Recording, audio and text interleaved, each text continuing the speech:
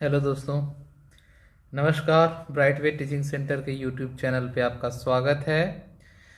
कल की होने वाली सामाजिक विज्ञान की परीक्षा, बिहार बोर्ड की सामाजिक विज्ञान की होने वाली परीक्षा के लिए हिस्ट्री के इतिहास के कुछ प्रमुख सवाल हम लोगों ने तैयार किए। बहुत अधिक संभावना है, पूरी संभावना है कि इस सवाल को करने के बाद आप इतिहास का एक भी सवाल नहीं छूटेगा आपका। तो आप जल्दी से जल्दी इसको पढ़ना शुरू कर दीजिए और याद करना शुरू कर दीजिए, ये बहुत ही महत्वपूर्ण है। तो चलिए शुरू करते हैं। तो सबसे पहला सवाल है हमारा, यंग यूरोप की स्थापना किसने की थी? तो यंग यूरोप की स्थापना मेजनी ने की थी। यंग यूरोप की स्थापना मेजनी ने की थी। कब की थी? तो 1833 को की थी। एक और स्थापना की थी इसने, एक और संगठन की जिसका नाम था यंग इटली। तो सबसे पहले यंग इटली की स्थापना की थी। यंग इटली की स्थापना 1831 में की थी और यंग यूरोप की स्थापना 1833 में की थी। अगले प्रश्न की ओर आगे बढ़ते हैं। यूनान के स्वतंत्रता संग्राम में किसकी पराजय हुई थी? तो तुर्की की हुई थी और तुर्की की इसमें हार हुई थी और कुस्तुनतुनिया की संधि हुई थी।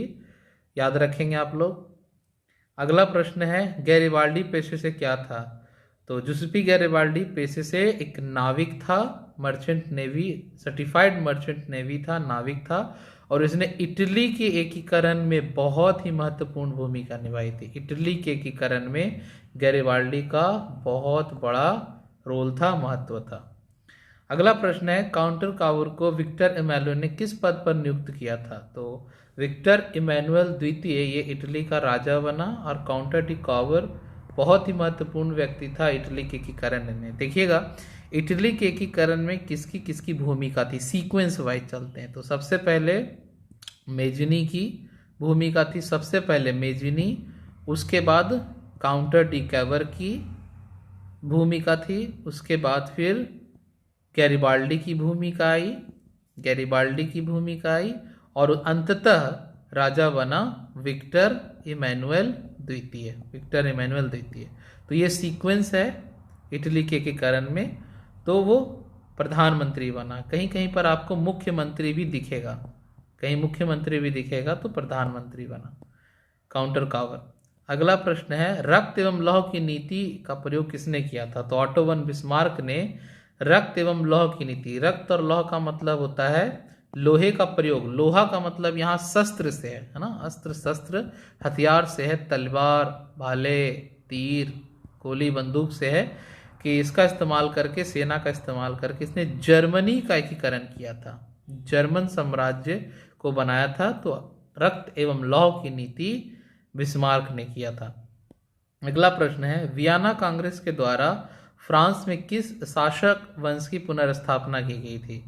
तो बुर्बो वंश की स्थापना की गई थी और ये स्पेन के थे। 1815 में यह संधि हुई थी, वियना कांग्रेस 1815 में।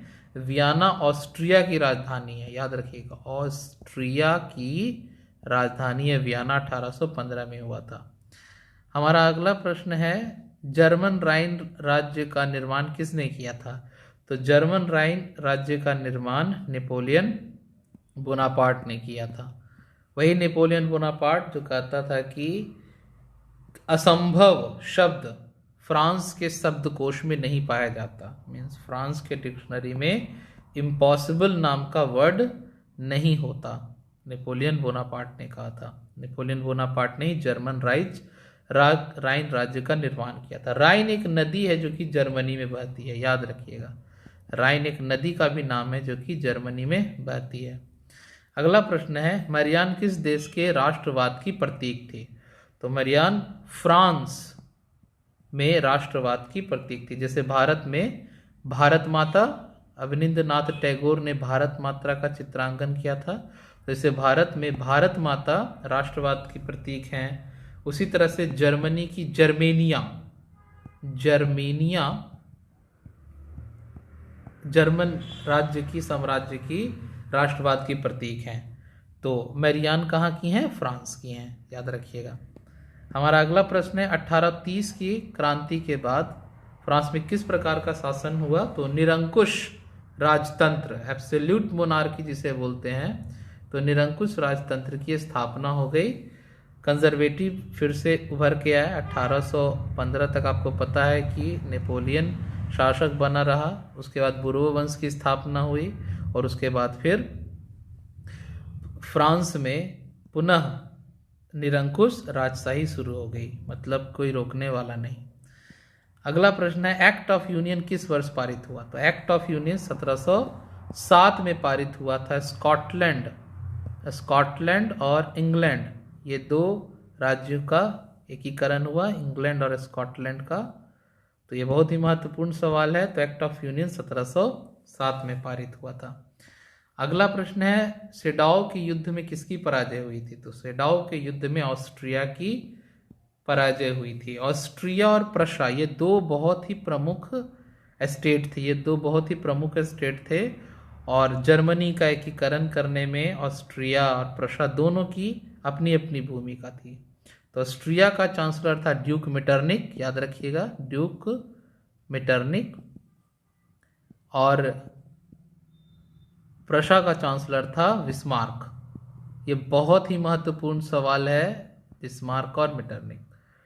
अगला प्रश्न है, किस युद्ध के बाद जर्मनी का एकीकरण पूरा हुआ?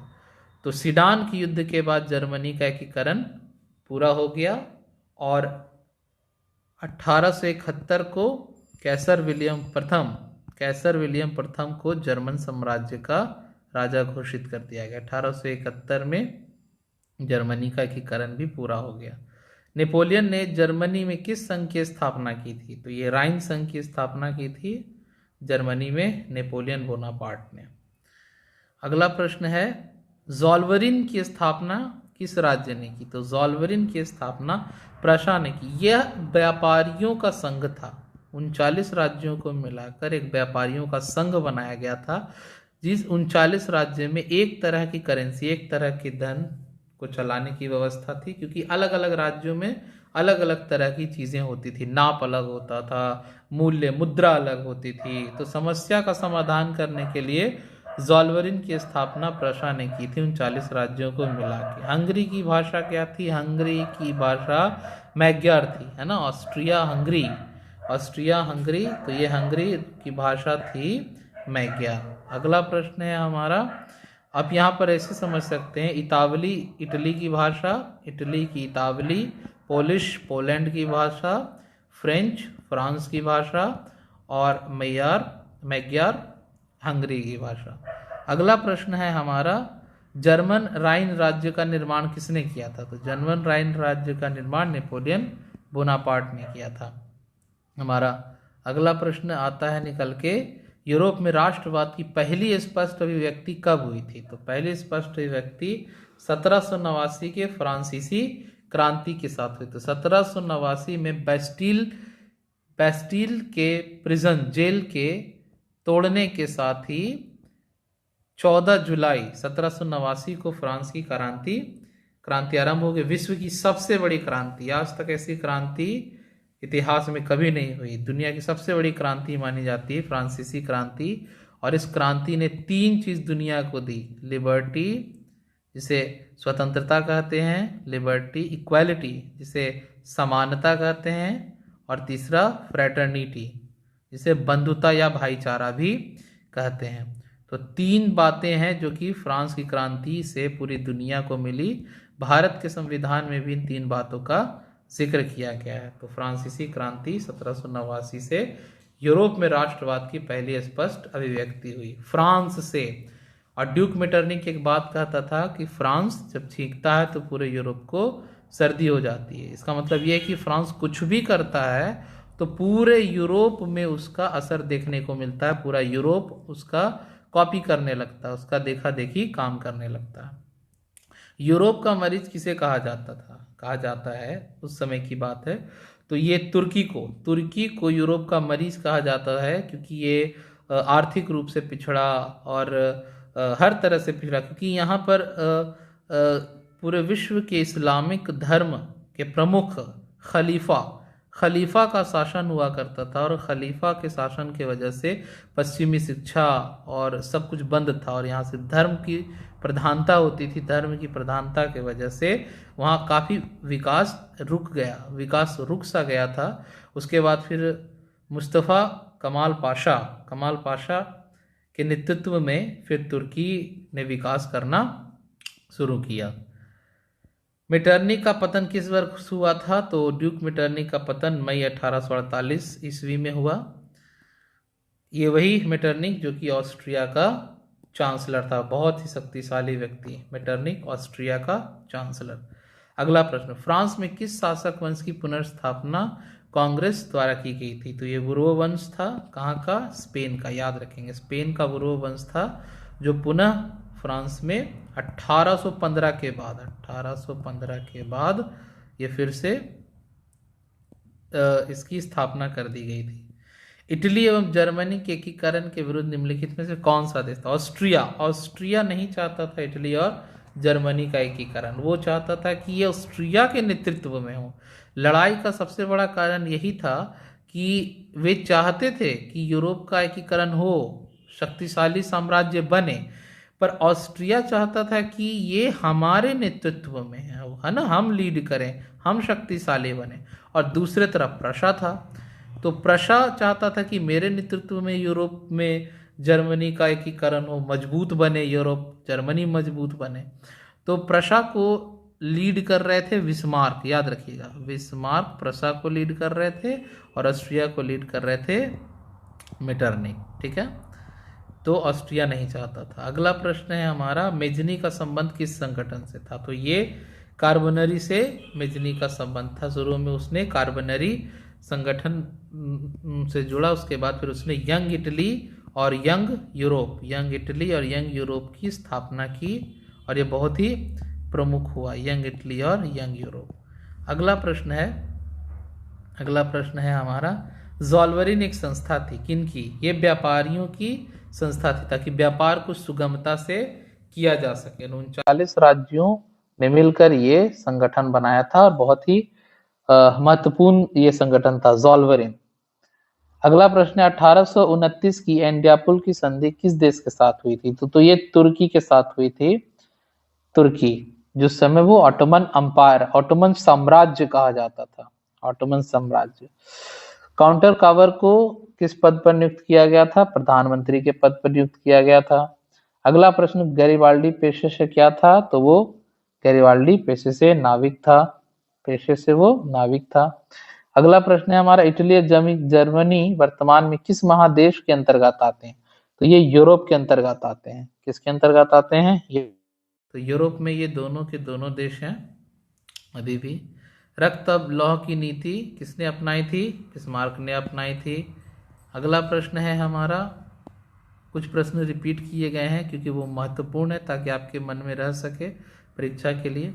यूरोपवासियों के लिए किस देश का साहित्य विज्ञान प्रेरणा का स्रोत रहा? तो ये यूनान दर्शन के मामले में बहुत ही अग्रणी था।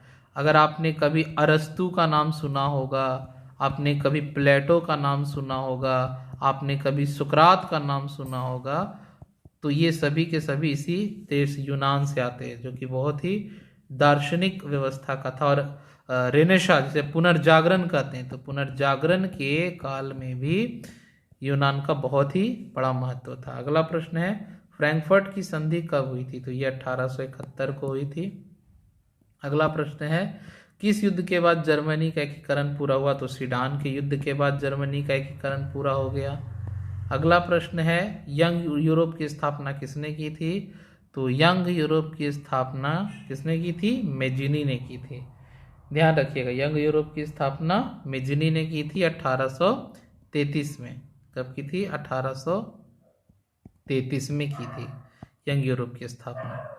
अगला प्रश्न है हमारा, यंग इटली की स्थापना किसने की थी? तो यंग इटली की स्थापना भी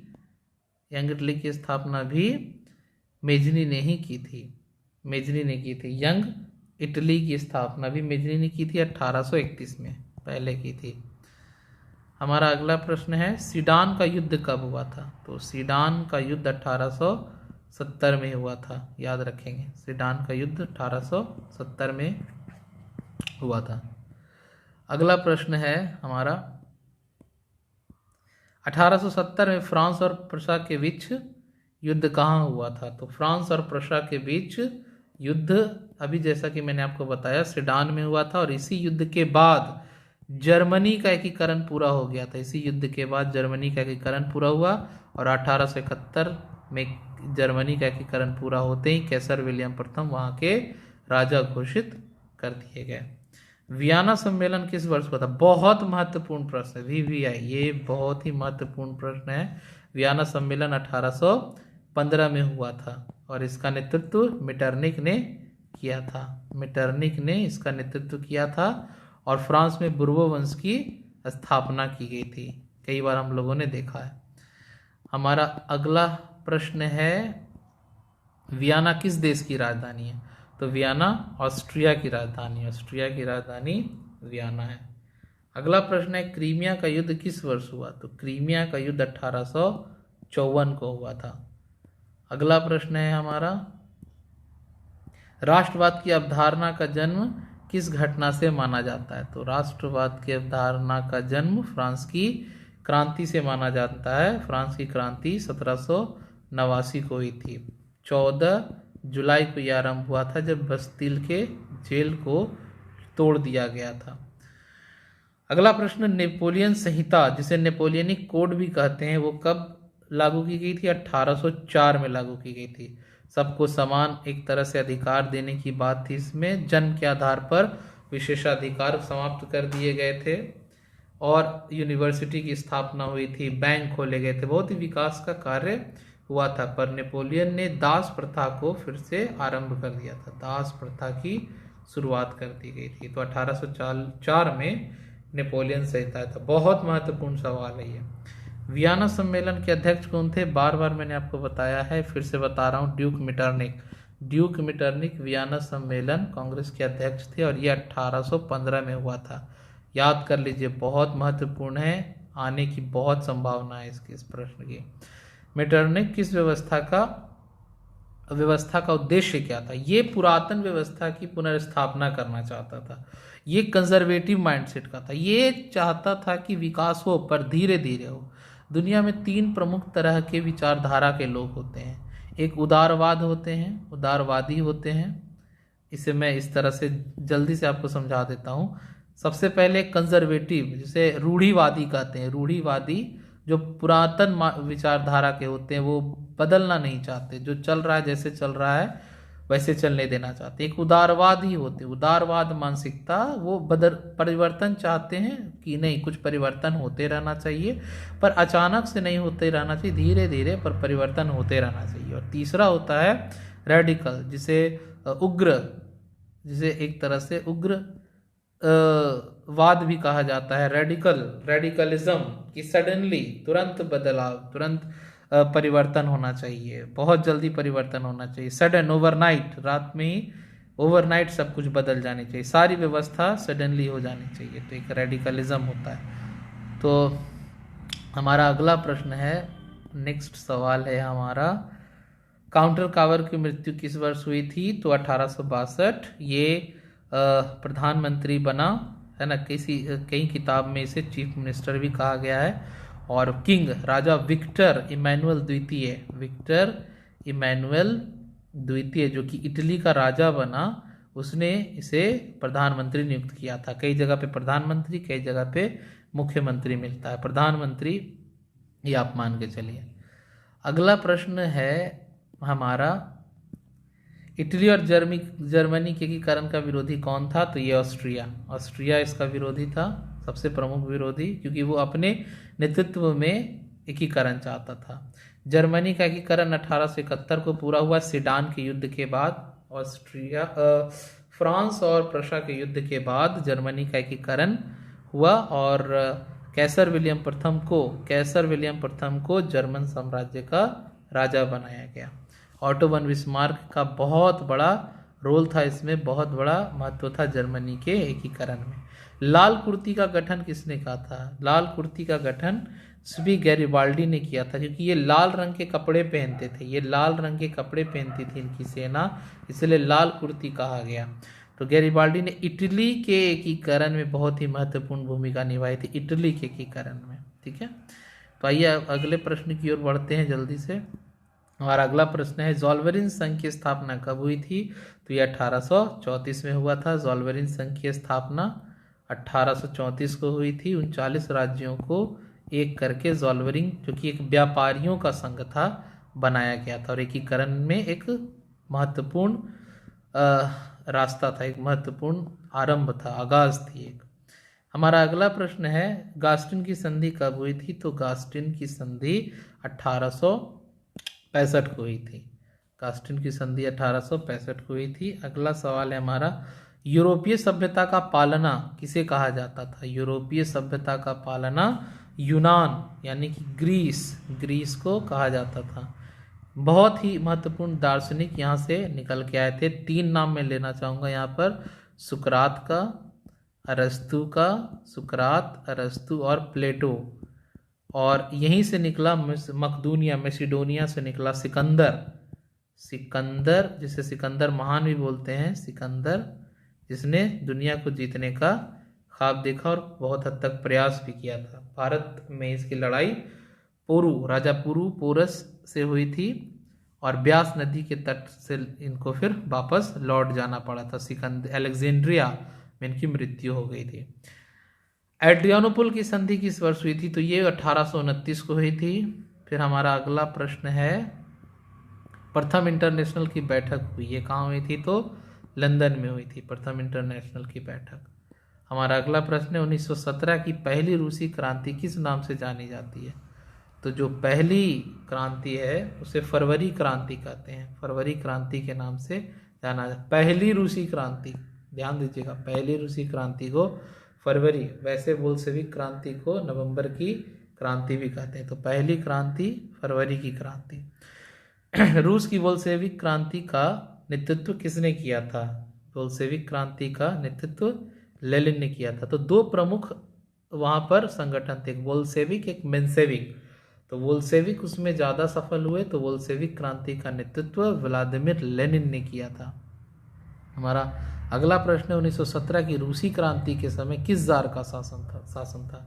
तो जार निकोलस द्वितीय, और जार वहाँ के राजा को कहा जाता था, है ना, रूस के राजा को जार कहते थे। और निकोलस द्वितीय, जार निकोलस द्वितीय 1917 के रूसी क्रांति के समय रूस का राजा था। साम्यवादी घोषणा पत्र के लेखक कौन थे? तो कार्ल मार्क्स ने साम्यवाद का सिद्धांत दिया और घोषणा पत्र के लेखक भी वही थे। इनका जन्म जर्मनी में हुआ था। और अगला प्रश्न, साम्यवादी शासन का पहला प्रयोग कहाँ हुआ? तो साम्यवादी शासन का पहला प्रयोग हुआ रूस में 1917 के रूसी क्रांति के बाद, और काफ़ी हद तक सफल भी रहा। पर 1991 में ये एक तरह से फेल हो गया, एक तरह से असफल हो गया, जब सोवियत संघ का विघटन हो गया और इससे टूटकर 15 अलग राष्ट्र बन गए। तो एक तरह से ये असफल प्रयोग साबित हुआ। रूस में जार का अर्थ क्या होता है? रूस में जार का अर्थ रूस का सम्राट होता है, रूस का सम्राट जार। हमारा अगला प्रश्न है, अप्रैल थीसिस किसने तैयार किया था? तो अप्रैल थीसिस बहुत इंपॉर्टेंट सवाल है, वीवीआई, तो इसने लेनिन ने तैयार किया था अप्रैल थीसिस। माँ उपन्यास के लेखक कौन थे? तो ये गोर्की ने माँ उपन्यास को लिखा था, बहुत ही महत्वपूर्ण उपन्यास था गोर्की। हमारा अगला सवाल है, अगले सवाल की ओर आगे बढ़ते हैं। 1917 की रूसी क्रांति के तत्कालीन कारण क्या थे? तो रूसी क्रांति के तत्कालीन कारण थे प्रथम विश्व युद्ध में रूस की पराजय, और एक जो 1905 की क्रांति हुई थी, रूसो जापानीज वॉर। रूस को जापान जैसे एक छोटे से राष्ट्र ने हरा दिया, जिसके बाद रूस की आत्मा पर जबरदस्त धक्का लगा कि एक छोटा सा एशियाई राष्ट्र हमारे जैसे इतने बड़े, विश्व का सबसे बड़ा राष्ट्र तो है ही रूस क्षेत्रफल के दृष्टिकोण से, तो कैसे हरा सकता। उसके बाद धीरे धीरे विकास हुआ। 1905 से 1917 आते आते आते आते ये स्थिति हो गई। रूस को वापस होना पड़ा था युद्ध से। प्रथम विश्व युद्ध कब से कब चला था? 1914 से 1918 के बीच चला था। तो रूस को वापस हटना पड़ा था युद्ध से। रूस की नई आर्थिक नीति की शुरुआत किसने की थी? तो लेनिन ने की थी। और लेनिन ने यहाँ आर्थिक नीति की शुरुआत की थी। और पंचवर्षीय योजनाएं जो भारत में चलती थी, पंचवर्षीय योजनाएं, 5 ईयर प्लान, तो पंचवर्षीय योजना रूस नहीं, सोवियत संघ ने तैयार किया था। एक टारगेट रखते थे, लक्ष्य, कि हमें 5 वर्ष में ये हासिल कर लेना। तो भारत में 12 पंचवर्षीय योजनाएं चली थी। तो पंचवर्षीय योजना यहाँ आरंभ हुआ था। चेका क्या था? चेका पुलिस दस्ता था। पुलिस दस्ता, ये पुलिस का ग्रुप था जिसे चेका कहते हैं। बहुत महत्वपूर्ण सवाल ये। हमारा अगला प्रश्न है, कार्ल मार्क्स का जन्म कहाँ हुआ था? बहुत ही महत्वपूर्ण सवाल और बहुत ही जाना पहचाना सा सवाल है। जर्मनी। कार्ल मार्क्स का जन्म जर्मनी में हुआ था। हमारा अगला प्रश्न है, वॉर एंड पीस किसकी रचना है? वॉर एंड पीस रचना है लियो टॉल्स्टॉय की। टॉल्स्टॉय की रचना है। 1869 में इन्होंने ये पुस्तक लिखी थी। अगला प्रश्न है हमारा, बोल्शेविक क्रांति कब हुई थी? बोल्शेविक क्रांति नवंबर 1917 में हुई थी। तो ध्यान दीजिएगा दोस्तों, एक फरवरी में हुआ था, फरवरी 1917, और एक नवंबर 1917। तो ये पहला था और ये दूसरा था। तो इसके बाद फिर रूस में जार व्यवस्था समाप्त हो गई थी। जार को हटा दिया गया था। जार क्या होता है? रूस का राजा। और रूसी क्रांति के समय रूस का राजा था जार निकोलस द्वितीय। बहुत ही अच्छा। रूस में जार का अर्थ क्या होता है? वही प्रश्न आ गया। रूस में जार का अर्थ होता है रूस का सम्राट। हमारा अगला प्रश्न है, कार्ल मार्क्स का जन्म कहाँ हुआ था? ये रिपीटेड क्वेश्चन है, जर्मनी में हुआ था। अगला सवाल है हमारा, अगले प्रश्न की ओर बढ़ते हैं, साम्यवादी शासन का पहला प्रयोग कहाँ हुआ था? ये भी रिपीटेड सवाल है, रूस में हुआ था 1917 के रूसी क्रांति के बाद। ये सब बहुत ही महत्वपूर्ण सवाल हैं। पहली क्रांति, जो रूस की पहली क्रांति हुई थी, उसे किस नाम से जानते थे? अक्टूबर क्रांति। पहली क्रांति को अक्टूबर की क्रांति और दूसरी क्रांति को नवंबर की क्रांति के नाम से जानते हैं। इसे बोल्शेविक क्रांति भी कहा जाता था। हमारा अगला प्रश्न है, लाल सेना का गठन किसने किया था? लाल सेना का गठन ट्रोट्स्की ने किया था। लाल सेना का गठन ट्रोट्स्की ने किया था और स्टालिन ने फिर इसे नए मुकाम पर पहुंचाया था। माफ कीजिएगा, मैंने स्पेलिंग यहाँ थोड़ा सा गलत लिख दिया है। स्टालिन ने लाल सेना को एक नई ऊंचाई पर पहुंचाया और 1939 से लेकर 1945 तक द्वितीय विश्व युद्ध में लाल सेना ने कमाल कर दिया था। अगला प्रश्न है, वॉर एंड पीस पुस्तक की रचना किसने की थी? रिपीटेड सवाल है, टॉल्स्टॉय। अगला सवाल है हमारा लेनिन की मृत्यु कब हुई थी? तो ये 1924 में हुई थी, व्लादिमीर लेनिन की। अगला सवाल है हमारा, नेक्स्ट क्वेश्चन की ओर आगे बढ़ते हैं, बोल्शेविक क्रांति का नेतृत्व किसने किया था? तो लेनिन ने किया था। लेनिन ने बोल्शेविक क्रांति का नेतृत्व किया था, व्लादिमीर लेनिन ने। दुनिया के मजदूरों एक हो, यह किसका कथन था? दुनिया के मजदूरों एक हो, यह कथन था कार्ल मार्क्स का। पूंजीवाद के खिलाफ, किसके खिलाफ? पूंजीवाद के खिलाफ, कैपिटलिज्म के खिलाफ उन्होंने ये नारा दिया था कि पूरे विश्व के मजदूर एक हो जाओ। कार्ल मार्क्स ने ये बात कही थी। अगला प्रश्न है, वैज्ञानिक समाजवाद की अवधारणा का प्रतिपादन किसने किया था? तो ये कार्ल मार्क्स ने किया था, कार्ल मार्क्स ने। हमारा अगला सवाल है, यूरोपियन, माफ कीजिएगा यहाँ थोड़ा सा एक मिस्टेक है, ये यूरोपियन नहीं है, ये यूटोपियन है। यूटोपियन का मतलब होता है दिवा स्वप्न। यूटोपियन मतलब एक ऐसी कोरी कल्पना जो अगर हो जाए तो बहुत बढ़िया है ना। जैसे हम लोग कैसे ख्याली पुलाव बनाते रहते हैं कि ये हो जाएगा वो हो जाएगा, तो एक ऐसा समाज की स्थापना करना जहाँ सब बराबर है ना, हर किसी को बराबरी के अधिकार हो, सब कुछ बढ़िया हो। तो ये यूटोपियन समाजवाद की कल्पना कार्ल मार्क्स की नहीं थी, क्योंकि ये इन्होंने कहा था कि ये संभव ही नहीं है, ऐसा हो ही नहीं सकता है, प्रकृति के नियम के भी विरुद्ध है। हमारा अगला प्रश्न है, समाजवादियों का बाइबल किसे कहा जाता है? तो दास कैपिटल को समाजवादियों का बाइबल कहा जाता है। तो दास कैपिटल के अलावा कम्युनिस्ट मैनिफेस्टो ये किताब भी फेस्टो भी लिखी गई थी कार्ल मार्क्स के द्वारा। बहुत ही प्रमुख कलाकृति है, माफ कीजिएगा कलाकृति नहीं, ये रचना है, पुस्तक है जो कि लिखी गई है कार्ल मार्क्स के द्वारा, कम्युनिस्ट मैनिफेस्टो और दास कैपिटल। हमारा अगला प्रश्न है द मदर के लेखक कौन है? तो ये लेखक थे मैक्सिम गॉर्की, से माँ भी कहा जाता है, माँ भी कहा जाता है। इंग्लैंड में समाजवाद के जनक कौन थे? इंग्लैंड में समाजवाद के जनक रॉबर्ट ओवेन को कहा जाता है। हमारा अगला प्रश्न है इनमें कौन यूटोपियन स्वप्नदर्शी समाजवादी नहीं था? मैं भी आपको बताया स्वप्नदर्शी है ना, दिवा स्वप्न देखना, स्वप्नदर्शी समाजवादी। तो कार्ल मार्क्स नहीं था, क्योंकि जानता था कि यूटोपियन मतलब इस तरह की चीज कभी हो ही नहीं सकती है। रूस में कृषि दासता किस वर्ष समाप्त की गई? तो यूरोप में कृषि दासता को 1861 में समाप्त कर दिया गया है ना, दास प्रथा जिसमें कृषि मजदूर कृषि कराने के लिए दासता 1861 को खत्म कर दी गई। बोल्शेविक क्रांति कब हुई? तो नवंबर 1917 में। अगर आपसे पूछा जाए पहली क्रांति कब हुई तो फरवरी 1917 में, और दूसरी क्रांति या बोल्शेविक क्रांति तो नवंबर 1917 में। अगला प्रश्न है रूसो किस देश का रहने वाला था? तो रूसो ने बहुत सारी पुस्तक लिखी थी, तो रूसो फ्रांस का रहने वाला था। रूसो, वोल्टायरे, इस तरह के लोग थे, बहुत ही प्रमुख लोग थे जिन्होंने किताब लिखी, और इससे पूरी दुनिया का एक तरह से काया पलट ही हो गया। वेस्टरस्टॉक की संधि किस देश के बीच हुई? रूस और जर्मनी के बीच ये संधि हुई थी। बहुत ही महत्वपूर्ण सवाल। कम्युनिस्ट मैनिफेस्टो के लेखक कौन?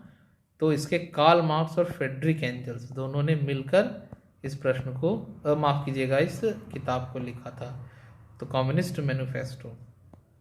अगला प्रश्न है हमारा साम्यवादी घोषणा पत्र कम्युनिस्ट मैनिफेस्टो का प्रकाशन कब हुआ था?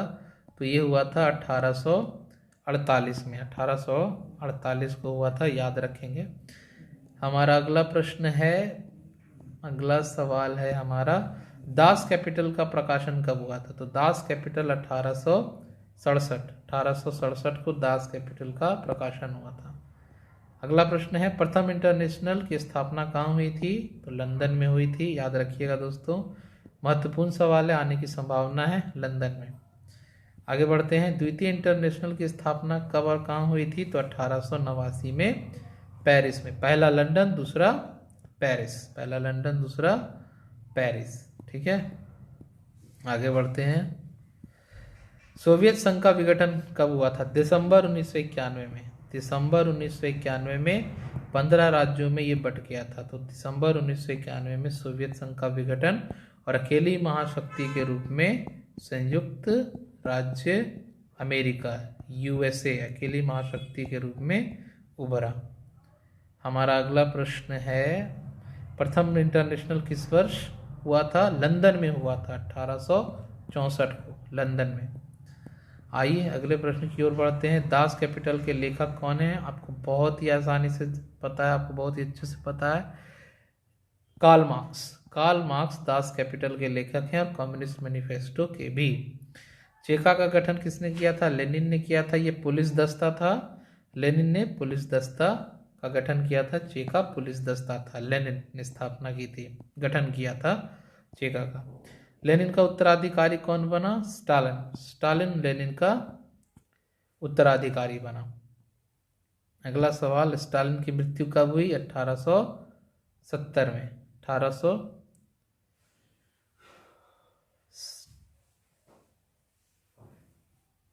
माफ कीजिएगा, इस प्रश्न में कुछ त्रुटि है, इसे मैं पिन करके आपको बता दूंगा। I am sorry, I think there is a problem in this question.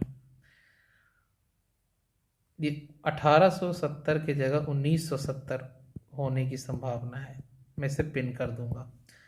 आइए आगे प्रश्न की ओर बढ़ते हैं। अगला प्रश्न है, लंदन में अनिवार्य शिक्षा सन कब शुरू हुई थी? तो ये 1870 को हुई थी।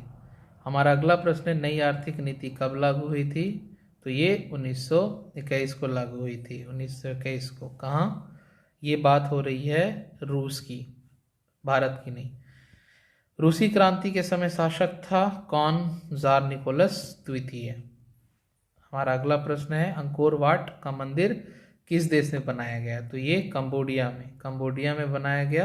दुनिया का सबसे बड़ा हिंदू मंदिर है कंबोडिया में, और इसको बनाने का काम राजा सूर्यवर्मा द्वितीय ने किया था। तो राजा सूर्यवर्मा ने अंकोर वाट का मंदिर बनाया था। हमारा अगला प्रश्न है हिंद चीन आने वाले पहले यूरोपीय व्यापारी कौन थे? पुर्तगाली।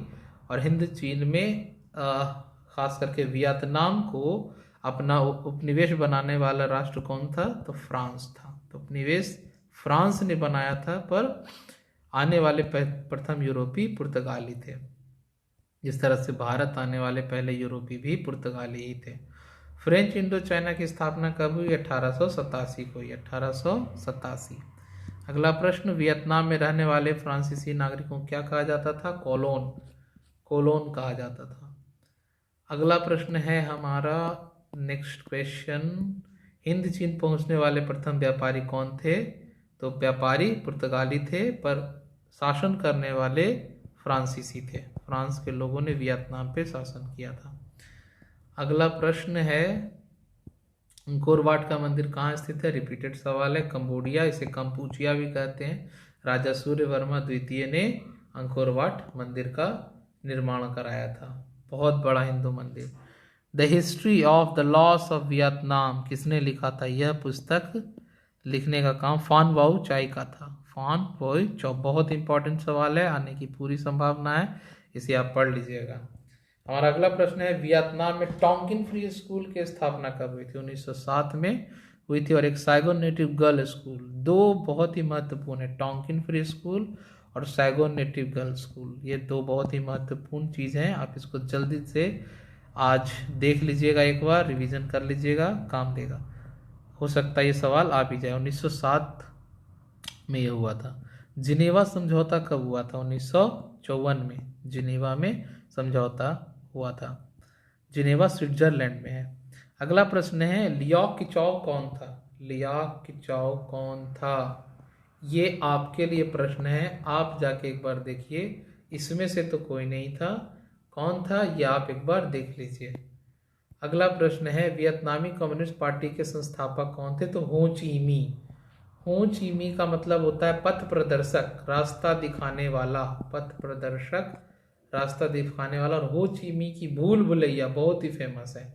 हो ची मी की भूल भुलैया बहुत ही फेमस है। इसके बारे में एक छोटा सा उदाहरण दूं कि जब हो ची मी मार्ग पर अमेरिका के हवाई जहाज जब बॉम्बर्स बम गिराते थे ताकि सप्लाई चेन टूट जाए, रसद पानी ना पहुंच सके वियतनामियों के लिए, तो वो इसे पूरा फिर से बना लेते थे। और ये इतने भूल भुलैया और जंगल से घिरा हुआ था कि अमेरिकी सैनिक खो जाते थे, वहाँ खो जाते थे, गुम हो जाते थे। और गुरिल्ला वार करके, गुरिल्ला का मतलब होता है छापामारी, अचानक से हमला करके अमेरिकियों को इन लोगों ने बहुत परेशान किया। और अमेरिकी कई तरह के बम का इस्तेमाल करते थे। फास्फोरस बम, जिसे एजेंट ऑरेंज के नाम से भी जाना जाता है, एजेंट ऑरेंज के नाम से जाना जाता है। इस तरह के बमों का भी इस्तेमाल किया उन लोगों ने, अमेरिकियों ने वियतनाम के युद्ध में। बाद में इस पर प्रतिबंध लगा दिया गया था CWC, केमिकल वेपन्स कन्वेंशन के आ जाने के बाद। The history of the loss of Vietnam नामक पुस्तक के लेखक कौन थे? रिपीटेड सवाल है, तो ये फान बोई चाओ है, बहुत महत्वपूर्ण सवाल है। अगला प्रश्न है वियतनाम युद्ध की समाप्ति किस अमेरिकी राष्ट्रपति के समय हुई थी? तो निक्सन वहाँ के राष्ट्रपति थे। बहुत ही बदनामी हुई थी अमेरिका की, क्योंकि इतना शक्तिशाली मुल्क और उसे घुटने पे ला दिया था वियतनाम जैसे एक छोटे से मुल्क ने, तो उन्हें वापस लौटना पड़ा था। कई कार्टून्स बनते थे, कई कार्टून बनाया जाता था जिसमें अमेरिकी सैनिकों का मजाक भी उड़ाया जाता था। कई फिल्में भी बनाई गई हैं जिसमें वियतनाम के लोगों के राष्ट्रवाद की शक्ति को दिखाया गया कि कैसे दुनिया के सबसे शक्तिशाली राष्ट्र से सबसे शक्तिशाली राष्ट्र एक छोटे से मुल्क से हार गया, किस तरह से हार कर उसे वापस लौटना पड़ा। तो जिनेवा समझौता कब हुआ था? 1954 में। अगला प्रश्न है हमारा हिंद चीन में कौन राष्ट्र शामिल नहीं है? तो लाओ है, वियतनाम है, कंबोडिया है, पर चीन है। याद रखिएगा, ये बहुत ही ज़्यादा महत्वपूर्ण सवाल है कि हिंद चीन में, हिंदी नहीं ये हिंद होगा, हिंद चीन में न तो हिंद है ना ही चीन है। हिंद चीन में ना हिंदुस्तान आता है और ना ही चीन आता है। 3 मुल्क आते हैं, लाओस, वियतनाम और कंबोडिया। ऐसे हिंद चीन इसीलिए बोला जाता है क्योंकि यहाँ हिंदुस्तान और चीन दोनों के संस्कृति मिले जुले दिखने को मिलते हैं। हिंदुस्तान की भी संस्कृति, कल्चर यहाँ मिलती है। आप देखिए अंकोर वाट का मंदिर है वहाँ, हिंदू मंदिर, और चीन की संस्कृति भी वहाँ पर आपको देखने को मिल जाएगी। इसीलिए इसे हिंद चीन कहा जाता है। तो हिंद चीन में ना तो हिंद है ना ही चीन है। कौन कौन से राष्ट्र हैं? तो लाओ, वियतनाम और कंबोडिया। ये कॉन्सेप्ट है, इसे एक बार याद रखिएगा। अगला प्रश्न है, हिंद चीन में कौन कौन से देश आते हैं? तो कौन कौन से देश आते हैं? लाओ, वियतनाम और कंबोडिया, ये 3 देश आते हैं। हिंद चीन में बसने वाले फ्रांसीसियों को क्या कहा जाता था? तो कोलोन कहा जाता था वहाँ के फ्रांसीसियों को। नरोत्तम सिंहानुशक नुक कहाँ का शासक था? ये कंबोडिया का शासक था। बहुत ही महत्वपूर्ण सवाल है। हमारा अगला सवाल है हमारा, अंकोर वाट मंदिर कहाँ है? रिपीटेड सवाल है, फिर से रिपीटेड है। कंबोडिया बहुत महत्वपूर्ण है, ये कई बार आ चुका है बिहार बोर्ड के प्रश्न में, बहुत महत्वपूर्ण है। The history of the law of Vietnam, ये भी बहुत महत्वपूर्ण सवाल है, रिपीटेड सवाल है, कई बार बिहार बोर्ड की मैट्रिक के परीक्षा में आ चुका है। फान बाउचाई, ये याद रखेंगे। अगला प्रश्न, हुआ हाउ किस प्रकृति का था? तो ये एक क्रांतिकारी धार्मिक, बुद्धिस्ट धार्मिक, बौद्ध धर्म से जुड़ा हुआ था, बुद्ध धर्म से जुड़ा हुआ था, वैसे इसे बौद्ध कहेंगे। बौद्ध धर्म से जुड़ा हुआ एक आंदोलन था। हिंग फुंगशो ने ये आंदोलन की शुरुआत की थी। हुआ हाउ आंदोलन की शुरुआत हिंग फुंगशो ने की थी। वियतनाम में टोंकिन फ्री स्कूल की स्थापना कब हुई थी? तो टोंकिन फ्री स्कूल की स्थापना 1907 को की गई थी। हनोई समझौता कब हुआ था? 6 मार्च 1946 को। बहुत महत्वपूर्ण सवाल है, 6 मार्च 1946 को हनोई समझौता हुआ था। अगले प्रश्न की ओर आगे बढ़ते हैं। हमारा जो अगला प्रश्न है वो है, निम्नलिखित में से किस प्रसिद्ध दार्शनिक ने अदालत लगाकर अमेरिका को वियतनाम युद्ध के लिए दोषी करार दिया था? तो ये थे रसल ने वियतनाम युद्ध के लिए अमेरिका को दोषी करार दिया, क्योंकि वियतनाम कहीं ना कहीं साम्यवाद की तरफ मुड़ रहा था और अमेरिका चाहता था कि यहाँ पर लोकतंत्र हो, डेमोक्रेसी हो। तो इस वजह से वो युद्ध में कूदा था और उसकी बहुत बुरी तरह से हार हुई थी। हिंद चीन क्षेत्र में अंतिम युद्ध समाप्ति के समय अमेरिका का राष्ट्रपति कौन था? तो ये निक्सन था। हमारा अगला प्रश्न है, वियतनाम का प्रसिद्ध व्यापारिक बंदरगाह कौन था? तो ये फाइफो बहुत ही प्रसिद्ध बंदरगाह है। अगला सवाल है, वियतनाम में रहने वाले फ्रांसीसी क्या कहलाते थे? रिपीटेड सवाल है, कोलोन, वेरी इंपॉर्टेंट। अगला सवाल, कंबोडिया को स्वतंत्र राष्ट्र की मान्यता कब प्राप्त हुई? कब ये स्वतंत्र राष्ट्र बना? 1954 को। हमारा अगला सवाल है, दियन विनफू के युद्ध में किसकी हार हुई थी? तो फ्रांस की हार हुई थी, और उसके बाद फ्रांस को वहाँ से अपना बोरी बिस्तर समेट के जाना पड़ा था। जैसे 15 अगस्त 1947 के बाद अंग्रेजों को भारत से जाना पड़ा था, उसी तरह से फ्रांस को यहाँ से जाना पड़ा था। अगला सवाल है हमारा, हिंद चीन पहुंचने वाले प्रथम व्यापारी कौन थे? तो पुर्तगाली थे। प्रशासन वहाँ पर फ्रांसीसियों का हुआ था, फ्रांस का हुआ था, याद रखेंगे। अगला सवाल है, हिंद चीन में कॉलोन किसे कहा जाता था? तो फ्रांसीसियों को, जो फ्रांस के निवासी होते थे हिंद चीन में, उन्हें कॉलोन कहा जाता। बहुत महत्वपूर्ण सवाल है, बहुत महत्वपूर्ण सवाल। The history of the loss of Vietnam फान बाउचाई का लिखा हुआ था, फान बाउचाई। अगला सवाल है हमारा, हो ची मी का शाब्दिक अर्थ क्या है? पथ प्रदर्शक, यानी रास्ता दिखाने वाला। हो ची मी की भूल भुलैया के बारे में मैंने आपको पहले ही बता दिया है। आगे का प्रश्न है, वियतनाम लोकतांत्रिक गणराज्य की स्थापना कब हुई? तो 1945 को हुई। अगला प्रश्न है, एकीकृत वियतनाम की स्थापना कब हुई? तो 1975 को हुई। यूनिफाइड एकीकृत वियतनाम बना। मेकोंग नदी होती थी जो कि वियतनाम को 2 भागों में बांटती थी, याद रखेंगे आप, मेकोंग नदी, मेकोंग डेल्टा। अगला सवाल, मार्च 1946 में फ्रांस और वियतनाम के बीच कौन सा समझौता हुआ? तो ये हनोई का समझौता हुआ था, हनोई का समझौता। अगला प्रश्न, किस विख्यात दार्शनिक ने अदालत लगाकर दोषी ठहराया था? तो रसल, रसल इसका उदाहरण उत्तर होगा। अगला प्रश्न, किस राष्ट्रपति के शासन में पहली बार वियतनाम युद्ध में भाग लिया? तो निक्सन के समय पे। अगला सवाल, वियतनाम की युद्ध की समाप्ति किसके समय हुई? तो निक्सन के समय पे हुई। अगला प्रश्न है हमारा, जिनेवा समझौता कब हुआ? 1954 में हुआ, 1954 को। हमारा अगला सवाल है, हुआ हो आंदोलन किस वर्ष शुरू हुआ? 1839, 1839 को ये शुरू हुआ। नेक्स्ट क्वेश्चन, गदर पार्टी की स्थापना किसने और कब की थी? तो गदर पार्टी की स्थापना लाला हरदयाल ने 1913 में की थी, और ये हिंदुस्तान में नहीं हुआ था, ये हिंदुस्तान से बाहर स्थापना हुई थी। अगला प्रश्न है, जलियांवाला बाग हत्याकांड की स्थिति, बहुत महत्वपूर्ण सवाल। तो ये 13 अप्रैल 1919 को हुआ था, बैसाखी वाले दिन हुआ था, और जनरल डायर का इसमें बहुत बड़ा भूमिका था, जनरल डायर। आज भी जलियांवाला बाग में लोग घूमने जाते हैं, ये अमृतसर पंजाब में है। हमारा अगला प्रश्न है, लखनऊ समझौता कब हुआ था? 1916 को हुआ था, जब भारतीय राष्ट्रीय कांग्रेस में मुस्लिम लीग फिर से मिल गया था। मुस्लिम लीग की स्थापना 1906 को हुई थी, मुस्लिम लीग की स्थापना 1906 को हुई थी।